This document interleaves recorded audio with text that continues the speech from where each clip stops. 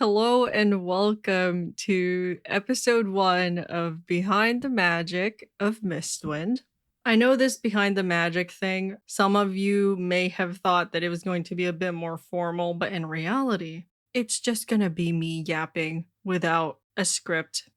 So it's really just train of thought stuff, but I hope it still gives you an insight on how this all came to be. So, what you're in store for in this episode is finding out the birth of Eleanor and Charles, getting to know Frederick, Lenor, Luvania, Eleanor's sister, and also some stuff about Eleanor's brother in law. You'll find out how the dice decided what would happen in the sessions, and you'll even hear some recordings of my real sessions that I recorded 2 years ago. And you'll find out why it took so long, 9 months exactly, to make episode 1.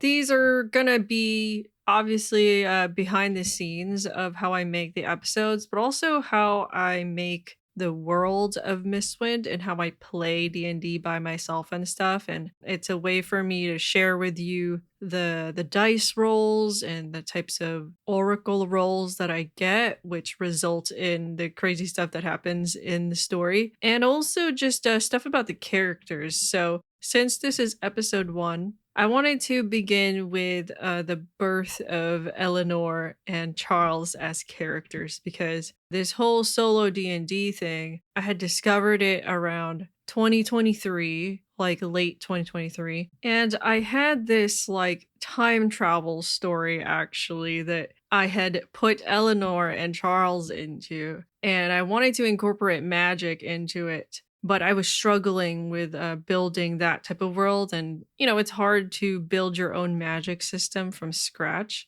And so when I discovered solo D&D, I was like, wait, I can just use D&D's magic system, 5e specifically, and kind of play off of that. And so that's what I did. So Eleanor's original story was that she would time travel. She would meet a fairy named Evangeline, and Evangeline helps her time travel to the future so that she can have a career and have an education and do all the things that women weren't allowed to do in the 1800s, because this was an 1800s story and I was just throwing magic in there. And Charles was her best friend who she had left behind in the past, basically. And I created that time travel story in 2023. But before that, Charles and Eleanor were actually birthed as characters like way, way, way before that, in like 2021, kind of around the time, whatever year that Bridgerton came out, because believe it or not, they started out being my original characters as supporting characters in a Bridgerton fan fiction, because I had created a Bridgerton fan fiction about Anthony Bridgerton's son, Miles Bridgerton, and a character that I had made up. And as I was doing that, because I was really into Bridgerton at the time, I was making these supporting characters who would have a role in the story, but they just were so fun. Like Eleanor was kind of that chick that was kind of doing a bunch of crazy stuff and getting into a bunch of trouble that you would find out through just like gossip and stuff in the story. But then I just became so invested in Eleanor and her best friend Charles. So I was like, you know what? I'm way more interested in them than this fan fiction. So I'm just gonna take them and make them have their own story, which ended up being time travel. And those other characters which I created from the Bridgerton fanfiction, I'm actually going to be taking them and turning them into original characters for Mistwind, because it's technically set in the same world, and might as well repurpose these character concepts because they're technically original to begin with. I just kind of used names, which I will have to change, obviously. It is a little embarrassing, a little cringe, right? That they were birthed from a Bridgerton fan fiction, but you guys know how much I'm into historical romance. I'm a historical romance nerd through and through. So once I had decided that Mistwind was going to be a solo D&D thing, I went on my journey to learning this, and one of the funnest parts about doing all this was just setting it up. The way it happens is how you guys have seen me create characters before for my Design with Dice videos, like for Rentaar, Ilnia, and Keles. I would roll their personalities and stuff about their backgrounds. And I'm going to share that with you now because I still have the documents about like Frederick, Lenor, and her family. So let's start with Frederick because I love Frederick. For Frederick, I started by rolling the like character descriptor and character identity. And I got Despondent Warrior for Frederick. And I was like, whoa, that's very cool. And that opens up a lot of like questions, right? So where it's like warrior. That means in Mistwind needed warriors somehow. And maybe there's a war. And so I asked, was there a war? And I got yes. From there, I just built up Frederick to be this great warrior who had won a war for Mistwind. But after the war was over and the peace began, he became despondent. He stopped feeling purpose in his life, and it was very difficult for him to adjust to not being a soldier anymore. I rolled some of his motives. One of them I'll keep secret for now, but the important one, I got two of them, which were kind of similar, which were support knowledge and indulge literature. And I mean, you guys already know how Frederick is. He's obsessed with magic, so he's indulging in literature by researching in books, and he's wanting to support this discovery, this knowledge that he has with evidence and stuff. And that's why he's so obsessed with researching and finding out more stuff about it. In turn, this makes him a recluse. You know, I guess since episode 2 is out, the third motive isn't that much of a spoiler. So the third motive is secure love. Frederick fell hard in love for Lenor Covington, and obviously he married her and had 2 daughters with her, but when he stopped being a soldier and he kind of entered into this other self of his, she fell out of love with him. She didn't like it anymore and they separated. But Frederick, his motive is to secure love, and I think he still has a lot of hope that they can rekindle what they once had. And he is low-key a simp for Lenora. He has portraits of her all over the house in his study, and he just loves her. He loves her so much even though she left him. And I think that's a great annoyance that Eleanor has with him, because she thinks, why are you chasing after her when she doesn't want you anymore? But we'll see where that goes in this story. So with Lenor, there's not much I can say about her because a lot of it is spoilers. I also got a soldier as her identity, which is why she is also kind of a higher ranking like captain in the military. And I thought it was pretty cool that Lenor's existence as a soldier lets me know kind of where Mistwind stands in that regard, where like women can become soldiers. And I think it's cool that both Eleanor's parents were these great soldiers who had a lot of impact in the kingdom during the war. One of her motives, which I can share spoiler free, is convey modesty, which I interpreted as her really valuing the rules of propriety. You know, like you should be staying modest. You should be protecting your reputation, and you should always have a good impression with everyone you meet. So once her and Frederick were rewarded the wealth from the crown and they became part of high society, she really loved it, you know, and she wants to secure their spot in high society, and she's not going to let anything ruin that, and which is why she distanced herself from her husband and her daughter. And she tried to teach her daughters these same values, but she just grew increasingly disappointed in Eleanor, who disregards them any opportunities she gets.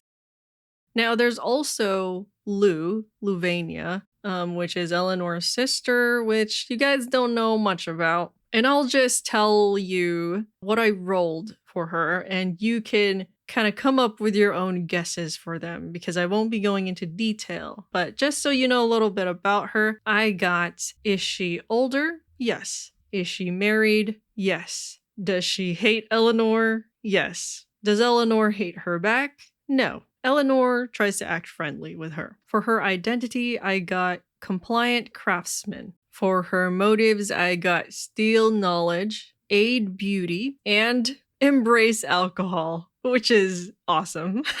And there's also Lou's husband, who I actually went into detail about. Here's what I rolled for him. Was it a love match? Yes. Does he also hate Eleanor? Yes. For his identity, I got confident drifter. And for his motives, he got burden love, yikes, aid the law, and hinder spirits or wrath, because I couldn't choose. So it's either hinder spirits or hinder wrath. So if you have some guesses on how Lou and her husband might be as characters and what kind of roles they have in the story, let me know in the comments. I love reading your guys' like theories and stuff. I already know where they fit and how they are as people, but it would be cool to see your guesses. So those are the characters that I just wanted to share stuff about. In terms of like the stuff that happened in episode 1, I also wanted to share that there is kind of like an alternate beginning to this. There's kind of 2 of them because solo D&D, it's kind of difficult to like get the ball rolling once you start because it's a pretty like steep learning curve, I feel like. And so it took me a couple tries to really get into it. And so I had to restart a couple times. The first try that I had, it's the same idea. Eleanor is, at the house. It's like the morning and she's like scheming to go to a gentleman's club and pretend to be a man. But I had this whole like scene where she like almost trips on a carpet because I was like really trying to get into the D&D of it all, where I like made her do like a DC 15 dexterity save to avoid tripping on the carpet because she runs around in the house all the time. And so I kind of wanted to punish her for that. She passed, by the way. She rolled like a 23. I have it here. I'm looking at the document of all of these like stats. And like once she got down the stairs, she ate breakfast, and then I even like asked the dice like what's she having for breakfast, and it turns out she was having fish, kippers I think it was. And I asked the dice, does Eleanor like fish? And I got like a very yes. And so she like gorges herself on the fish. And I had this whole thing where in that session, because she ate all that fish, her breath like stank like the entire time. But I thought that was a little gross to like keep into the video. So I left that out because apparently she still like cleaned her mouth with tooth powder, but like the fish stink was so strong that it kind of stayed. And that's just like gross, So yeah, I left it out. The detail that Frederick was still sleeping was also part of a dice roll. I asked, is Frederick awake? And I got a no. And asking more questions about it, I found out the details that he's in his last hour of sleep and he could wake up any minute. And so this was kind of like Eleanor's way of like, oh, I need to hurry. So in this kind of first draft, she still does go down to the servants and bother Benison. But Benison's name used to be Seymour. But then I had a lot of trouble saying Seymour.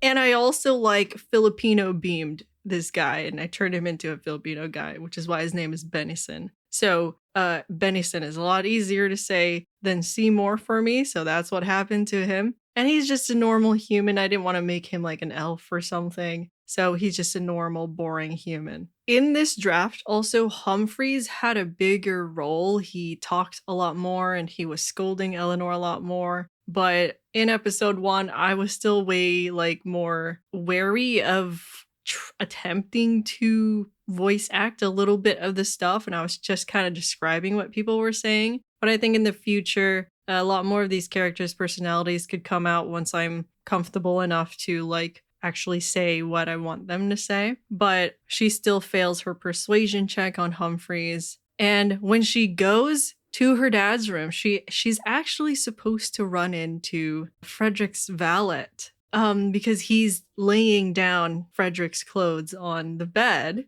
And she has to like roll a bunch of like stealth checks and stuff. I even gave her disadvantage on one of them, but she got a 24 because I think she might have proficiency in stealth. And she has to talk to the valet, whose name is Frumple. I don't know how I came up with the name Frumple, but he is a halfling. And I think that name just matches a halfling, Mr. Frumple. And he, like, leaves, and then she steals his clothes. And she basically runs out the house, and she has to, like, roll another stealth check. And I did this whole, like, second session where she actually makes it to the gentleman's club, and she has to do a bunch of deception checks to the butler at the club to try and get in and pretend like she's a member. And she was supposed to run into Charles there. Like, that is when Charles enters the story as a character, is at the gentleman's club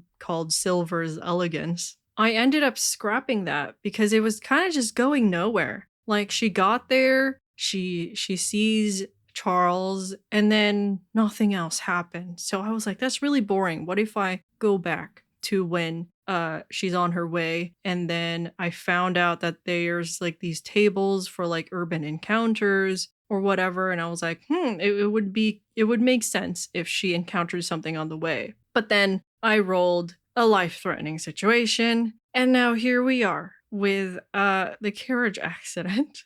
So I wanted to include the session recording where I rolled life-threatening situation, and just a warning ahead of time. The audio might be a little bad. Okay, just warning you. All right, here it goes.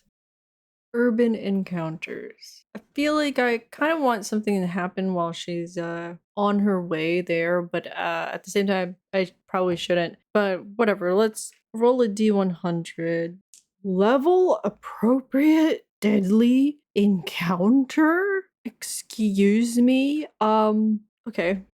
So the carriage accident, it was really fun to do because when I got life-threatening situation, that's a pretty like broad thing, right? But I just went with the first thing that went to my mind, which was a carriage almost running her over. She rolls the dex and she passes so she doesn't die, And I had asked if there was anyone in the carriage, because it's still a possibility that no one's in the carriage. And there was. And I asked, is it someone I know? I, as the player, know, because I already had this lineup of characters from the time travel original story that I was going to input into D&D, right? And I got Augusta and her sister because they were already part of the story. And I was like, oh my god, they're in the carriage. And I even asked, are they hurt? I asked if Augusta was hurt. I asked if Caroline was hurt. Caroline was safe, but Augusta was hurt. In order to figure out where specifically she was hurt, I rolled dice on that too. And it's just like really fun to do all this stuff because you really don't know what's going to happen. You don't know what the dice are going to say, because for all I know, Augusta and Caroline could have just died right there, right then and there, right? And by the way, I also had to roll the reason why the carriage accident happened in the first place. That's a spoiler, so I'm not going to tell you right now. But you guys will find out in the future. So why did episode 1 take 9 months to make? So I think the biggest problem or the biggest obstacle was that I just wasn't sure if this was something I could do. Like, I was doubting myself because I was like, can I really animate? Can I really storyboard something that will look good? Am I really going to be able to draw all of that? Because it was nothing like I had ever drawn before. Sure, I've drawn portraits of people, I've drawn full bodies of people, but I had never drawn a scene before. And so it was really difficult to get into the mindset of thinking like, I can do this. And that's kind of why it took 9 months. And I was like spending too much time trying to find shortcuts to things. And I had this like obsession with like mapping out the rooms in Sims and making sure that the houses that they were occupying made sense so that I can just go in and like take screenshots of the background so that I didn't have to worry about that. But I spent so much time modeling the houses in Sims because I had to model Eleanor's house, I had to model Charles's house. And then for the carriage accident, I had animated it in Blender first. And also, I remade the Sims houses in Blender, both of them. And I was trying to like get some furniture files too. And it was just crazy. I was like spending way too much time doing all of these like 3D stuff instead of just drawing. You know, it would have probably been way quicker if I just drew this stuff instead of trying to make everything in 3D to have a shortcut for myself. But I guess because I spent all those months doing the 3D stuff, the future episodes will be quicker to make. But aside from Sims 4 and also Blender, I even recreated them in Tiny Glade because during those 9 months, the game Tiny Glade came out. But Tiny Glade was like a blessing in disguise because I was really just playing the game for relaxation, but then I realized, oh, I can use this for Mistwind and I could just screenshot it because it's cute. It's like it stands by itself and I could promote this amazing game in my video by doing that. And that was just drawing it too. There's some frames in there you can tell that I just kind of gave up on, and there's also frames where I'm like using a different brush. The one where Eleanor is opening the door, that's like one of the very first ones that I ever animated. And it took me forever. And then I realized I can't animate this in this fashion. I can't do it for everything. And so near the end of the video, I was like, you know, screw the details. I'm just going to do stick figures and go from there and clean up whatever needs to be cleaned up. And there was a while where I was just like so burnt out and stressed. And I kind of just stopped working on it. And also I have this like really annoying frustration with recording the audio too, because I wasn't sure exactly how I wanted to tell the story. And so I re-recorded the audio so many times, but I think now I've definitely learned to not overthink that and just record, you know, just talk because it's fun and don't think about it too much, right? So I had this period of time where I wasn't really working on it, right? And then Arcane Season 2 happened, and that's when I was like, I can do this. Like, I just watched this amazing piece of animation and it makes me want to animate. And Arcane tends to have that effect on artists, right? And so I literally, like, I think I finished the episode in like the next month after Arcane happened. And I was like, oh my God, like what just happened to me? It was like I was possessed by the ghost of Arcane, you know? And I was just drawing and drawing. And if you guys go back to the scene where Eleanor looks at her dad, you can kind of tell there's some Arcane inspiration there because I made her facial expressions way more dramatic than what was needed because I was in my Arcane feelings. So that's why that was a little bit more detailed than the other frames. And I think I just learned at the end of those 9 months that this doesn't have to be perfect. I think a lot of artists have that problem where when they have this big project, they think that it has to be perfect the first time they do it, but it doesn't. As I was making progress on this, I was like showing my friends and my family all the progress. I think all that support is also what helped me keep going, you know? Now here I am. I'm recording episode 3 now. I'm almost done with episode 2 at the time that I'm recording this, and I hope you guys like it. That's all for this Behind the Magic episode. Over on Patreon, I'm including an exclusive part where I react to some of my session recordings, and because it's a little embarrassing, I'm making a Patreon exclusive, okay? And also touring you around my Tiny Glade creations for episode 1. So if you want to see that and you liked what you heard in this episode, go check out Patreon and memberships. Bye!